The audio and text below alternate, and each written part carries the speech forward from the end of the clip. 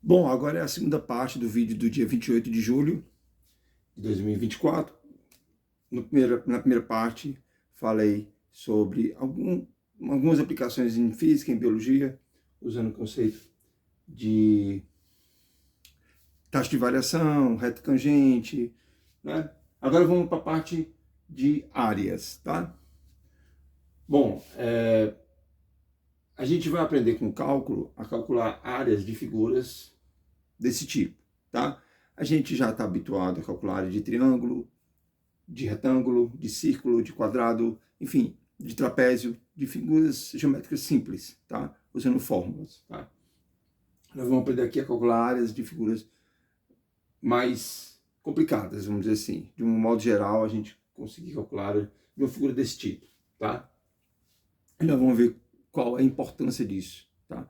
A gente vai ver que quando a gente aprende a calcular áreas para um físico, por exemplo, é interessante porque se ele souber a velocidade da partícula no instante t, com o cálculo de áreas ele vai ter como calcular o quanto ela se deslocou num intervalo de tempo específico.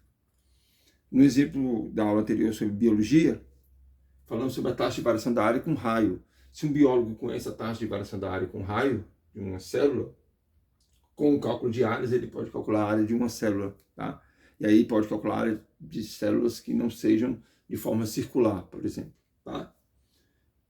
Com o cálculo de áreas vamos aprender a calcular probabilidades, tá? Veja como é uma ferramenta, o cálculo é uma ferramenta poderosa, né? Porque a gente vai aprender a calcular áreas e vai associar isso com o cálculo de probabilidades, por exemplo, tá?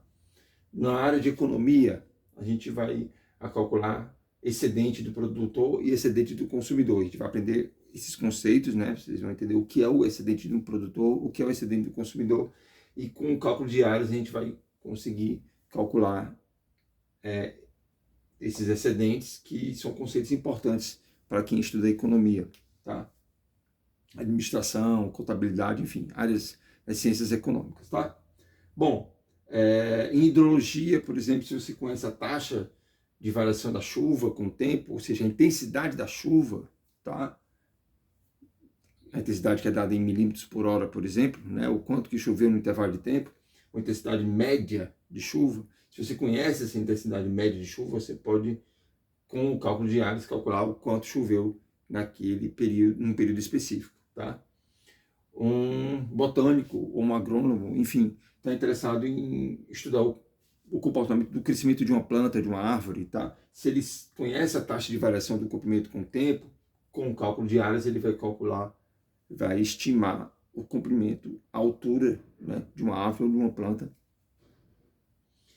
Enfim, se no geral você conhece a taxa de variação de uma função, como por exemplo ΔL sobre ΔT, ΔI sobre ΔT, ΔA sobre ΔR, a velocidade, que também é uma taxa de variação, a gente pode, com o cálculo de área, obter resultados bem interessantes, tá? Aplicados em diversas áreas, como a gente viu aqui.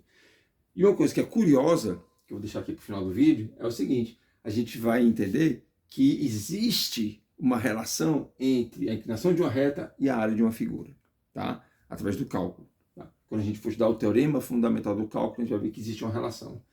E eu fiz essa setinha indo e voltando porque se você conhece a taxa de variação de uma função, você pode obter a área. E se você conhece a área de uma figura, você conhece a função e a sua área, você pode obter também a sua taxa de variação. E a gente, nesse canal, vai aprender essas técnicas, esses recursos, essas ferramentas do cálculo, tanto derivada para calcular inclinação de reta, como integral para calcular áreas de figuras. E aí a gente vai aplicar em diversas áreas do conhecimento, ok?